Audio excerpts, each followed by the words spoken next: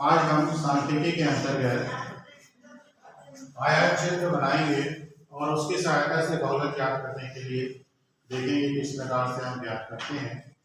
हमारा एक प्रश्न दिया हुआ है, वर्ग है और आवृत्ति दिया हुआ है। यहाँ पे देखिए वर्ग का जो चौड़ाई है वो एक समान है, तो इसमें आयत क्षेत्र आसानी से बनाया जा सकता है। तो पहले हम इसका आयत क्षेत्र बनाते हैं, फिर आगे चीजों को देखेंगे। तो यहाँ पे हम दो अक्ष लेते हैं, एक्स अक्ष और वाई अक्ष।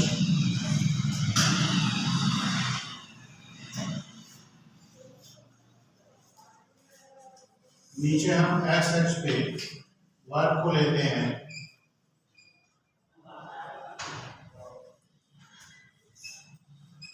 और वाई अक्ष पे हम आवृत्ति को लेते हैं। तो आवृत्ति हमारा एक है, न्यूनतम है, अधिकतम 7 है, तो एक खाने के बराबर एक ले लेते हैं। 1 2 3 4 5 6 7 8। इस पैमाने को हम लिख लेते हैं यहाँ पे। एक्स अक्ष एक खाना बराबर 10, वाई अक्ष एक खाना बराबर 1। ये हमारा वाई अक्ष आवृत्ति को व्यक्त करेगा और एक्स अक्ष जो है हमारा वर्ग को व्यक्त करेगा। तो इसमें हम बनाते हैं 0 से 10, 0 से 10 के बीच 3 तक है। इसको हम एक समान वर्ग अंतराल है, तो इसमें हमको एक बराबर रूप से वितरण करने की आवश्यकता नहीं है आवृत्ति को, इसलिए हम सीधा सीधा बना रहे हैं। उसके बाद 10 से 20 है, तो इसमें 5 तक गया है, हम इसे 5 तक ले जाते हैं, 20 और इसको 20 को मिला दिए।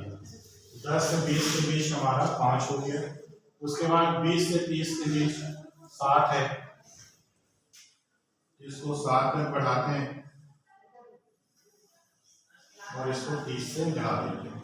इसी प्रकार से 30 से 40 में 4 तक है, तो इसको हम 4 तक ले जाएंगे और इसको मिला देंगे।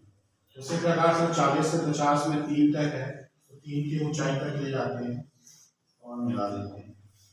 और 50 से 60 के बीच 1 है, तो 1 की ऊंचाई तक हम ले जाएंगे, आयत की लंबाई 1 और इसको मिला देंगे। इस तरह से हमारा आयत का क्षेत्र बन गया है।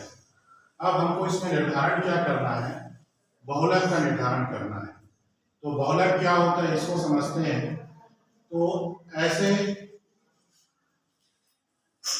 जब आंकड़ों का जो वितरण है इस प्रकार से दिया हो, तो उस वितरण में हम देखते हैं कि कौन सी संख्या सबसे अधिक बार आई है। जिस संख्या की आवृत्ति सबसे अधिक होगी वह संख्या क्या कहलाएगी, बहुलक कहलाएगी। तो यहाँ पे ऐसा कोई संख्या नहीं दिया है, क्या दिया हुआ है, वर्ग दिया हुआ है। इसलिए हम यहाँ पर भी देखेंगे कि ऐसा कौन सा वर्ग है जिसकी आवृत्ति सबसे ज्यादा है। तो यहाँ पे देखिए सबसे ज्यादा आवृत्ति किसकी है, 7 की है। 7 है सबसे अधिक बार। ये किस वर्ग से संबंधित है, ये 20 से 30 से संबंधित है। ठीक है। इसके बाद क्या करना है आपको कि यहाँ पे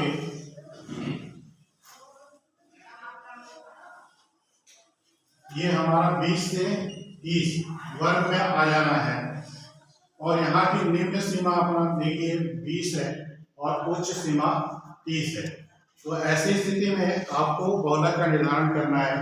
तो ग्राफ पेपर पे बनाएंगे तो एक्यूरेट पॉइंट आपको मिल जाएगा। हम यहाँ पे बोर्ड पे बना रहे हैं, तो इसको एक अंदाज से बनाएंगे। तो इसमें आपको क्या करना है, स्केल लेना है और स्केल लेना है। तो यहाँ पे देखिए न्यूनतम सीमा जो है 20 है और उच्चतम सीमा 30 है।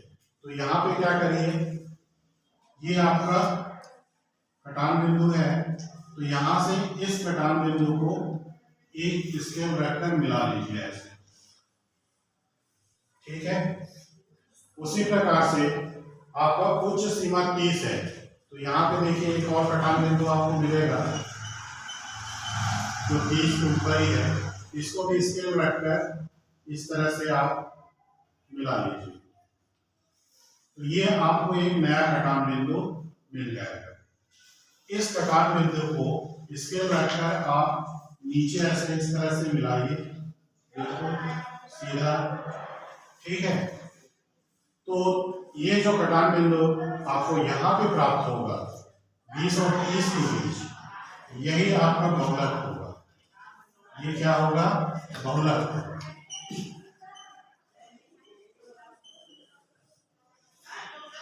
ये आपका बहुलक होगा।